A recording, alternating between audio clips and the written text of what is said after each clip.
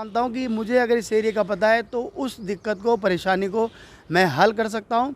इसीलिए मैं सब लोगों से निवेदन कर रहा हूँ कि आप प्लीज़ इस बार पार्टी को ना देखें, कैंडिडेट को देखें। 8 साल से केजरीवाल जी की सरकार है, सिवाय झूठ बोलने के कुछ काम नहीं कर रहे।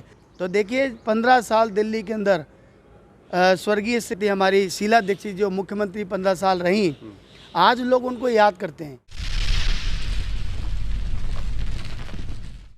नमस्कार, मैं हूं अनंत कौशिक। आप देख रहे हैं ब्रेकिंग न्यूज़ दिल्ली एनसीआर। हम लोग इस वक्त मौजूद हैं द्वारका वार्ड ए में। हमारे साथ मौजूद हैं कांग्रेस पार्टी के प्रत्याशी मनोज गुप्ता रवि। मनोज जी, बहुत बहुत स्वागत है आपका। बहुत बहुत धन्यवाद। मनोज भाई, सबसे पहले जो वार्ड के लोग हैं, काफ़ी लोग आपसे परिचित होंगे। जाहिर है आप चुनाव में हैं, लगातार इस क्षेत्र की सेवा करते रहे, लोगों से मिलते रहे, लोगों के हालचाल लेते रहे। कोरोना काल में आपने सेवा की। उसके बावजूद जो लोग अपरिचित हैं वो कैसे जाने? आपका पूरा परिचय।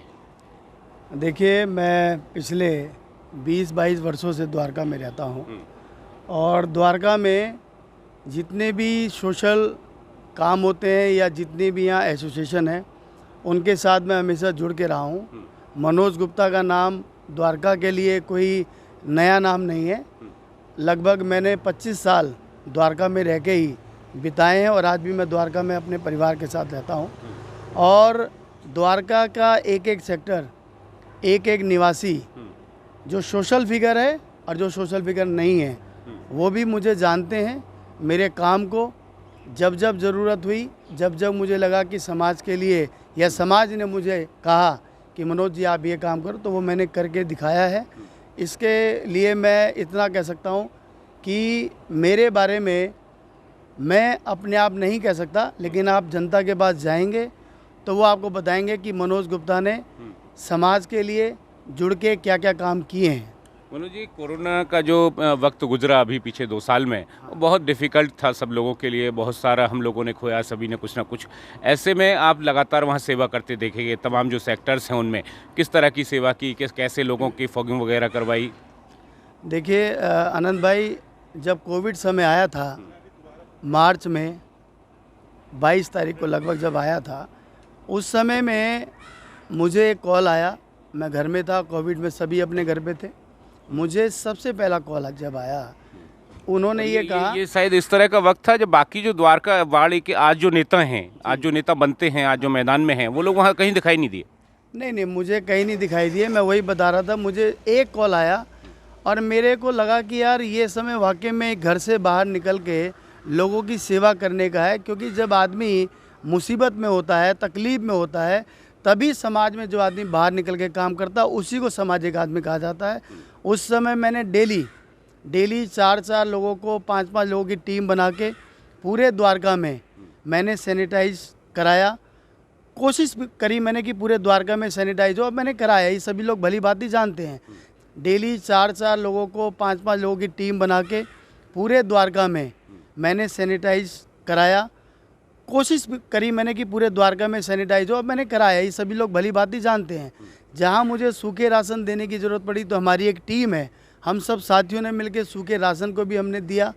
और उस समय में मास्क वितरण की बात हो, अगर किसी को हॉस्पिटल में ऑक्सीजन की ज़रूरत है, तो मैं आपको बता रहा हूँ, हमारी टीम है, जो हमारे साथी हैं, उन सब के साथ मिलकर हमने ऑक्सीजन पहुँचाने का काम किया।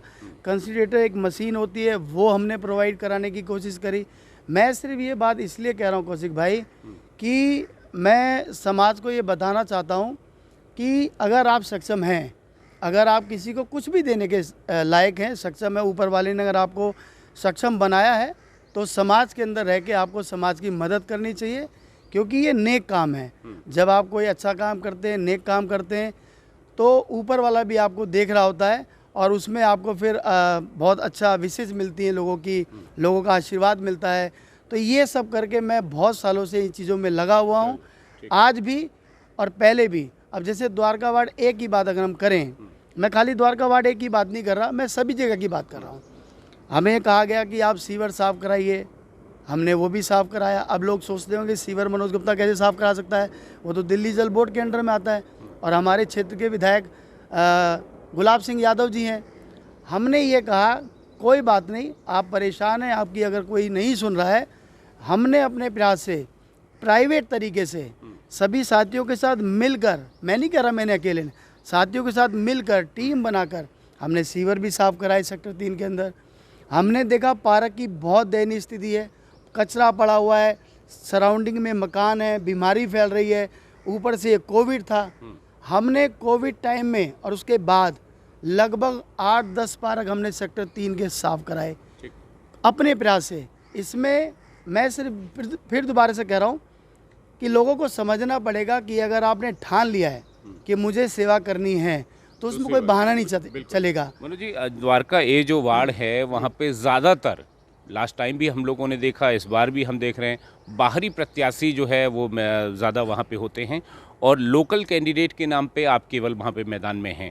तो ऐसे में क्या लगता है, जनता को स्थानीय व्यक्ति को ही चुनना चाहिए क्योंकि वही हमेशा रहता है और वही हमेशा रहेगा जैसे आप रहे?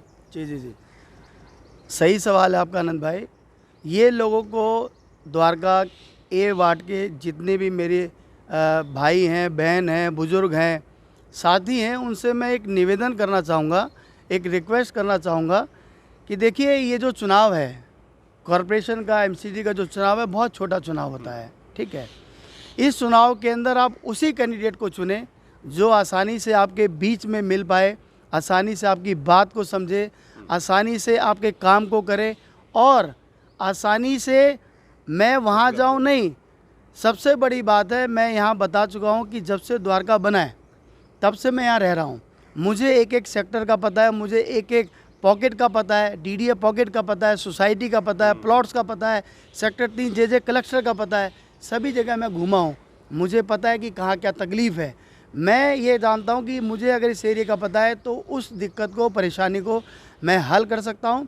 इसीलिए मैं सब लोगों से निवेदन कर रहा हूँ कि आप प्लीज़ इस बार पार्टी को ना देखें, कैंडिडेट को देखें।